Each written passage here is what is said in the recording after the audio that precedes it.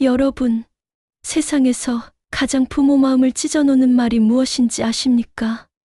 명절을 앞두고 간절히 기다리던 순간 아들 입에서 흘러나온 싸늘한 한마디입니다. 아버지, 어머니 죄송합니다. 이번 추석은 못 내려갑니다. 하준이가 갑자기 아파서 입원했어요. 뚝뚝뚝 전화를 급히 끊어버린 아들 김성우. 그 옆에서 며느리 박지연이 비웃듯 말합니다. 후후, 잘했어? 이제 노인네들 속았겠지? 아이 핑계 대면 절대 의심 못할 거야. 요거 쫄깃쫄깃한데? 오빠, 너무 잘했어. 역시 최고. 성우도 피식 웃으며 대꾸합니다. 지연아, 내가 좋다면 난 뭐든 해. 부모님? 그분들은 이제 우리 인생에 중요하지 않아. 넌 내 전부야. 내가 행복하면 그걸로 충분해. 지연은 손뼉을 치며 맞아. 추석마다 시댁만 갔는데 이제는 우리도 즐길 권리가 있잖아. 시댁은 어차피 우리 안중에도 없으니까. 그리고 그 웃음 뒤에는 곧 폭풍처럼 몰아칠 배신의 대가가 기다리고 있었죠. 진실은 언제나 밝혀지는 법. 너무도 잔인하게 드러납니다. 손자 입원은 거짓말, 실제로는 처갓집. 식구들과 해외여행 가서 와인잔을 부딪히며 깔깔 웃고 있는 모습이었습니다. 그 소식이 전해지자 어머니의 입에서 피 맺힌 절규가 터져 나옵니다. 손자 아프다 해서 걱정했는데 결국 처갓집이랑 해외라니. 내가 이 꼴 보자고 자식을 키웠나. 떨리는 목소리, 무너져 내리는 어깨. 그 모습을 본 아버지는 술상을 내리치며 분노를 쏟아냅니다. 내 피땀으로 번 돈을 거짓말해 처갓집 잔치에 바쳐? 효도는 말이 아니라 행동이다. 부모 속인 순간 넌 이미 내 자식이 아니다. 과연 우리 김봉수, 이말순 부부에게 기쁘고 행복해야 할 명절날 무슨 일이 있을까요? 어떤 사연, 어떤 운명이 기다리고 있을까요? 안녕하세요. 도깨비 사연입니다. 오늘도 찾아와 주셔서 대단히 감사드립니다. 구독과 좋아요 눌러주신다면 이런 이야기를 더 많은 분들과 나누실 수가 있습니다. 정말 충격적인 이야기 지금부터 시작합니다. 저는 김봉수 75세입니다. 평생 등 굽혀가며 일에서 건물 두 채를 일궈낸 가장이죠. 체면과 효도만큼은 절대 양보할 수 없는 사람입니다. 추석을 하루 앞둔 새벽 5시 안방에서 들려오는 소리에 잠이 깼습니다. 툭탁툭탁 도마 소리가 들리더군요. 일어나 보니 아내 말순이가 벌써부터 송편을 빚고 있었습니다. 여보, 이렇게 일찍부터 뭐 하는 거야? 성우 내외가 온다니까 미리미리 준비해야지. 전도 부쳐야 하고 나물도 무쳐야 하고 우리 강아지 좋아하는 갈비랑 불고기 육전도 하고 식혜 엿기름 물에 불려야 하는데 깜빡했네요. 말순이의 얼굴에는 설렘이 가득했습니다. 몇 달 만에 보는 아들과 며느리, 그리고 귀여운 손자 생각에 잠도 제대로 못 이뤘던 모양이었죠. 저도 마음이 들뜨기는 마찬가지였습니다. 특히 이번 추석은 더 의미가 컸어요. 동네 사람들 앞에서 우리 성우 내외는 참 효자다라고 자랑할 수 있는 기회니까요. 이번만큼은 꼭 와야 해. 사람들 앞에서 체면이 서야지. 그런데 오후 2시쯤 성우한테서 전화가 왔습니다. 설마 좋은 소식이겠지 하고 받았는데 아버지, 어머니. 죄송하지만 이번 추석엔 못 내려갑니다. 순간 가슴이 철렁했습니다. 하지만 아들이니까 뭔가 급한 일이 있겠구나 싶었죠. 왜? 무슨 일 있냐? 아이가 갑자기 열이 나면서 아파서 병원에 입원했어요. 지금 중환자실에 있습니다. 말순이가 옆에서 전화기를 빼앗으며 소리쳤습니다. 애가 어떻게 됐는데? 많이 아픈가? 어떤 병이야? 지금 정확한 진단이 안 나왔는데 아무튼 여기서 지켜봐야 할 것 같아요. 정말 죄송해요. 통화는 그렇게 급하게 끊어졌습니다. 말순이는 한참 동안 전화기만 바라보며 말을 못하더군요. 여보, 손자가 그렇게 아프다는데 어떡하지? 아이고, 우리가 뭘 할 수 있겠어. 빨리 나으라고 기도나 해야지. 그날 밤 말순이는 잠도 못 이루고 계속 뒤척였습니다. 저 역시 마찬가지였죠. 손자 걱정에 마음이 편할 리 없었으니까요. 다음 날 아침 말순이는 벌써 절에 가서 손자 건강을 위해 기도를 드리고 왔더군요. 부처님한테 정성껏 빌고 왔어. 우리 손자 빨리 나으면 좋겠다. 저도 속으로는 계속 걱정됐습니다. 성우한테 안부 전화라도 해볼까 했지만 병원에서 바쁠 테니까 방해하면 안 되겠다 싶어 참았죠. 그런데 이상한 게 하나 있었어요. 성우가 평소와 다르게 말을 너무 급하게 끊었다는 겁니다. 보통 때라면 아이 상태도 자세히 설명하고 부모 걱정도 달래주곤 했는데 말이죠. 하지만 그때는 단순히 병원에서 바빠서 그랬겠구나 생각했습니다. 설마 내 아들이 거짓말을 할 리는 없다고 믿었거든요. 말순이는 매일 아침 저녁으로 성우한테 안부 문자를 보냈습니다. 손자 상태 어떠냐, 많이 아프냐, 우리가 도울 일 없냐 하면서요. 하지만 돌아오는 답장은 항상 짧았어요. 아직 치료 중이에요. 좀 더 지켜봐야 해요. 이런 식으로 말이죠. 추석이 지나고 일주일 뒤 평소처럼 마당에 앉아 담배를 피우고 있는데 동네 지인인 박성만이 찾아왔습니다. 성만이는 저와 40년 지기 동생이지만 친구 같은 막연한 사이죠. 그런데 얼굴이 영 어둡더군요. 형님 잠깐 얘기 좀. 시간 되시죠? 이야기 좀 합시다. 왜 그래? 무슨 일 있어? 성만이는 한참을 망설이더니 입을 열었습니다. 형님, 제가 이번 추석에 우리 가족이 일본 여행을 갔잖아요. 그런데 그래서 도쿄 호텔 로비에서 성우 내외를 봤어요. 처가 식구들이랑 함께 있더라고. 순간 머릿속이 하얘졌습니다. 뭔 소린지 이해가 안 됐어요. 뭐 성우가 그럴 리 없어. 손자가 아파서 병원에 입원했는데. 형님, 내가 똑똑히 봤어. 성우하고 지연이, 그리고 지연이 부모님까지 다들 아주 즐거워하면서 여행을 즐기고 있었다고. 그 순간 뒤통수를 얻어맞은 것 같았습니다. 성만이가 거짓말할 사람이 아니라는 걸 아니까 더더욱 충격이었죠. 정말 확실해? 형님, 내가 40년 넘게 성우를 봐왔는데 못 알아보겠어. 심지어 지연이 부모님하고 인사까지 했다니까. 저는 목이 메어 말이 안 나왔습니다. 평생을 살면서 이런 배신감은 처음이었어요. 손자 걱정에 밤잠도 못 이루고 절에 가서 기도까지 했는데 그게 다 헛된 일이었다니. 성만아, 혹시 비슷하게 생긴 다른 사람 아닐까? 성만이는 고개를 저었습니다. 형님, 제가 확신이 없으면 이런 얘기 안 해요. 성우가 지연이 아버지하고 악수하는 것까지 봤어요. 그리고 다들 너무 자연스럽게 여행을 즐기고 있었다고요.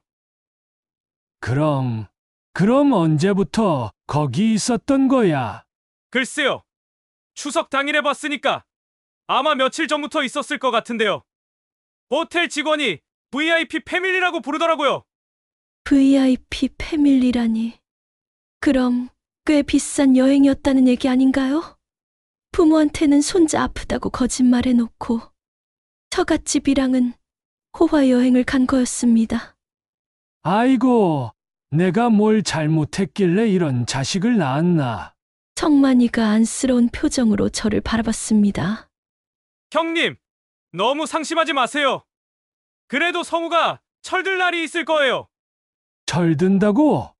40살이 넘어서 무슨 철이 들어? 이미 늦었어. 가슴 속에서 뭔가 뜨거운 게 치밀어 올랐습니다. 분노였을까요? 아니면 절망이었을까요? 둘 다였던 것 같아요. 그런데 형님, 성우가 왜 그런 거짓말을 했을까요? 그냥 솔직하게 처갓집 가고 싶다고 하면 될 텐데. 체면 때문이겠지. 주석의 처갓집만 가면 동네에서 뭐라고 할까봐. 그렇다고 거짓말을 해도 됩니까? 성만이의 말이 가슴에 더 깊이 박혔습니다. 맞아요. 그렇다고 거짓말을 해도 되는 건 아니잖아요. 안방에서 설거지하던 말순이가 나왔습니다. 누가 왔나? 아, 성만이 형님이. 성만이가 난감한 표정으로 말순이를 바라봤고 저는 어떻게 얘기해야 할지 몰라 입만 벌렸다 닫았다 했습니다. 40년 지기 친구 앞에서도 이런 이야기를 하기가 쉽지 않았거든요. 형수님, 죄송한데 성우가 손자 아프다고 했잖아요? 네, 맞아요. 중환자실에 입원했다고 해서 우리가 얼마나 걱정했는지 몰라요. 성만이 형님도 아시죠? 제가 매일 절에 가서 손자 빨리 낫게 해달라고 빌었어요. 성만이의 얼굴이 더욱 어두워졌습니다. 말순이의 순수한 마음을 알고 있으니까 더더욱 말하기 힘들었을 거예요. 그런데 제가 일본 여행 갔다가 성우 내외를 봤거든요. 처갓집 식구들이랑 함께요. 말순이 손에서 설거지 그릇이 떨어져 바닥에 깨졌습니다. 철컹 하는 소리와 함께 말순이의 얼굴이 새하얘졌어요. 마치 세상이 무너지는 것 같은 표정이었습니다. 뭐라고요? 일본에서요. 뭔 소릴까? 지금 무슨 소리 하는 것이에요? 네, 형수님. 도쿄 시내 유명한 호텔이었어요. 로비에서 다들 웃으면서 기념사진도 찍고 있었어요.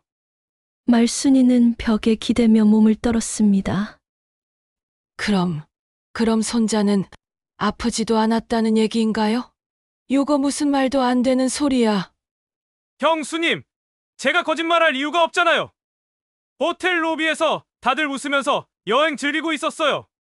특히 지연이가 친정 어머니하고 팔짱까지 끼고 다니더라고요. 그 말을 듣는 순간 말순이는 주저앉으며 눈물을 흘리기 시작했습니다. 저는 급히 부축했지만 이미 말순이의 마음은 산산조각이 나 있었어요. 그럼 내가 절에서 백배한 것도 밤마다 걱정한 것도 다 헛된 일이었다는 거네요. 그럼 손자는 괜찮다는 얘기야? 아마 애초부터 아프지도 않았을 거예요. 손자는 호텔을 너무 뛰어다녀서 지배인이 자꾸 주의까지 주렁거려. 저는 주먹을 불끈 쥐었습니다. 40년 넘게 살면서 이런 배신감은 처음이었어요. 성만이가 조심스럽게 말했습니다. 형님, 혹시 제가 잘못 본 건 아닐까 해서 며칠 고민했거든요. 그런데 확실해요. 성우 맞아요. 이런 놈이. 분노가 치밀어 올랐습니다. 손자 아프다고 거짓말해서 부모 마음 졸이게 하고 정작 본인들은 처갓집이랑 해외여행이라니. 말순이는 계속 울면서 중얼거렸습니다. 손자 걱정해서 밤마다 잠도 못 잤는데 절에 가서 백배도 했는데 이게 뭐야? 이게 뭐냐고. 살다 이런 허망한 일은 처음이네. 세상에. 성만이가 간 후 집안은 죽음과도 같은 정적에 휩싸였습니다. 말순이는 방 안에서 계속 울고 있었고 저는 마당에 앉아 담배를 연달아 피워댔어요. 평생을 살면서 이런 기분은 처음이었습니다. 분노보다는 허탈감이 더 컸죠. 내 피와 살을 나눠준 아들이 나를 이렇게 속일 줄은 꿈에도 몰랐거든요. 말순이가 빨간 눈을 하고 나왔습니다. 여보, 성우한테 전화해봐. 정말 그런 건지 확인해보자. 확인은 무슨, 성만이가 거짓말할 이유가 있나? 그래도 혹시나 해서. 저는 떨리는 손으로 성우한테 전화를 걸었습니다. 신호음이 울리는 게 마치 심장 뛰는 소리 같았어요. 네, 아버지. 성우야, 하준이 어떠냐? 너는 먼저 연락 좀 해주면 안 되냐? 꼭 먼저 전화하게 만들고 말이야. 아, 네. 많이 좋아졌어요. 다행히 위험은 넘긴 것 같습니다. 거짓말이었습니다. 그것도 태연하게 하는 거짓말이었어요. 저는 목소리를 가라앉히며 물었습니다. 그래, 그럼 다행이다. 그런데 성우야, 네. 박성만 아저씨가 일본 여행 갔다가 너희를 봤다고 하더라. 전화 너머로 순간 정적이 흘렀습니다. 3초, 4초. 마치 시간이 멈춘 것 같았어요. 그게 아버지. 대답 똑똑히 해. 하준이가 정말 아팠냐? 아니면 거짓말인가? 아버지, 그게 아니라 아니요로만 대답해.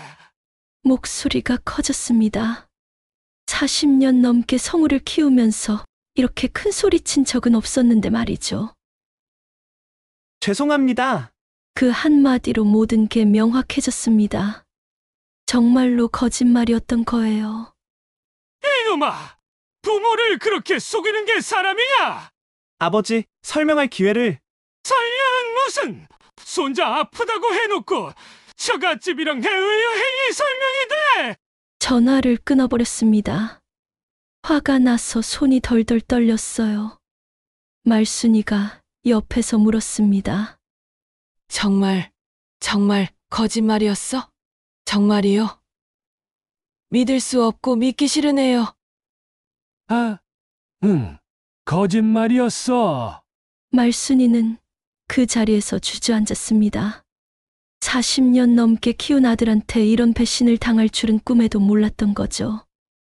내가 이 꼴 보자고 자식을 키웠나? 손자 걱정해서 기도까지 했는데.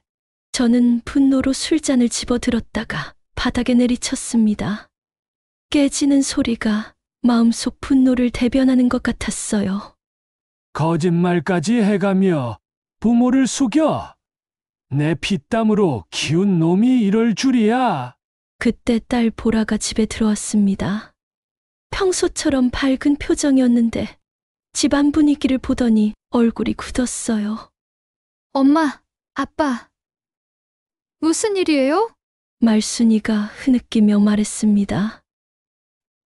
보라야, 성우가 우리를 속였어. 손자 아프다고 거짓말하고 처갓집이랑 여행 갔어. 보라는 순간 말이 안 나오는 표정이었습니다. 오빠가 정말요? 박성만 아저씨가 일본에서 직접 봤대. 처가 식구들이랑 함께 여행하는 걸. 보라의 눈에도 눈물이 고였습니다. 평소 오빠를 많이 따랐는데 이런 배신을 당할 줄은 몰랐던 거겠죠.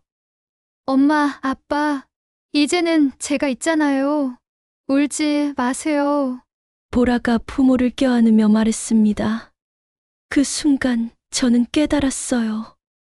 진짜 효자는 따로 있다는 것을. 멀리 있으면서 거짓말로 속이는 아들보다 가까이서 부모를 돌보는 딸이 진짜 자식이라는 것을 말이죠.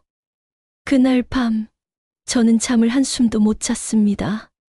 침대에 누워서 천장만 바라보며 온갖 생각이 머릿속을 맴돌았어요. 평생 등 굽혀 일해서 모은 재산을 왜 저런 놈한테 줘야 하나. 새벽 5시쯤 되니까 더 이상 누워있을 수가 없었습니다.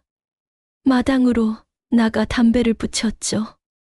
내 땀으로 번 돈을 거짓말하는 놈한테 줄 수는 없어. 결심이 섰습니다. 부모를 속이고 처갓집만 챙기는 놈은 이제 제 자식이 아니라고 생각했어요. 아침 일찍 변호사 사무실로 전화를 걸었습니다. 여보세요. 김 변호사님이신가요? 저 김봉수인데 상속 관련해서 상담받고 싶습니다. 네. 사무실로 오시면 됩니다. 말순이가 아침밥을 차려놓고 저를 불렀지만 도저히 밥이 넘어가지 않았습니다. 여보, 밥 먹어야지. 그래도 이럴 때일수록 끼니는 잘 챙겨야죠. 말순아, 나 변호사 사무실 가봐야겠어. 변호사. 왜? 상속 문서 바꾸려고. 말순이는 깜짝 놀랐습니다. 여보. 그래도 성우는 우리 아들인데. 아들이 부모를 이렇게 속이나? 이제 내 아들 아니야. 오전 10시에 변호사 사무실에 갔습니다. 김 변호사는 30대 후반의 차분한 사람이었어요. 어떤 상담을 원하시나요? 상속자를 바꾸고 싶습니다. 아들한테 줄 예정이었던 재산을 딸한테 주려고요. 특별한 이유가 있으신가요? 저는 성우가 저지른 일을 자세히 설명했습니다. 김 변호사는 고개를 끄덕이며 들었어요. 충분히 이해됩니다. 그런 배신을 당하시면 당연히 그런 결정을 내리실 만하죠. 얼마나 걸리나요? 서류 작성하고 등기까지 일주일 정도면 됩니다. 집으로 돌아와서 보라한테 상황을 설명했습니다. 보라야, 아빠가 결정한 게 있어. 네, 아빠. 아빠 재산을 내가 다 받는 걸로 바꿨어. 보라는 깜짝 놀라며 손을 저었습니다. 아빠. 그럼 안 돼요. 오빠도 아빠 아들인데. 아니야. 부모 속이고 처갓집만 챙기는 놈은 내 자식이 아니야. 그래도 보라야, 내가 평생 우리 곁에서 효도했잖아. 진짜 효자는 너야. 보라의 눈에 눈물이 글썽였습니다. 아빠, 저는 그런 마음으로 효도한 게 아닌데요. 알아. 그래서 더 고마운 거야. 그날 오후 성우한테서 전화가 왔습니다. 아마 어제 전화 끊긴 것 때문에 연락한 모양이었어요.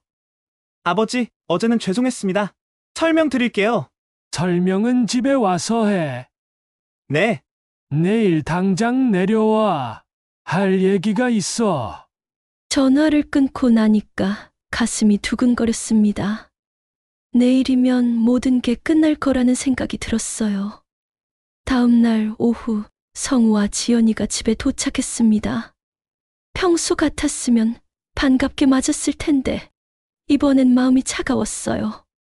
아버지, 어머니, 안녕하세요? 지연이가 인사했지만 저는 대답하지 않았습니다. 말순이도 고개만 살짝 끄덕였죠. 앉아. 성우와 지연이가 거실 소파에 앉았습니다. 저는 정면으로 마주 앉으며 입을 열었어요. 하준이가 정말 아팠나? 성우는 고개를 숙이며 대답했습니다. 아니요. 그럼 왜 거짓말했나?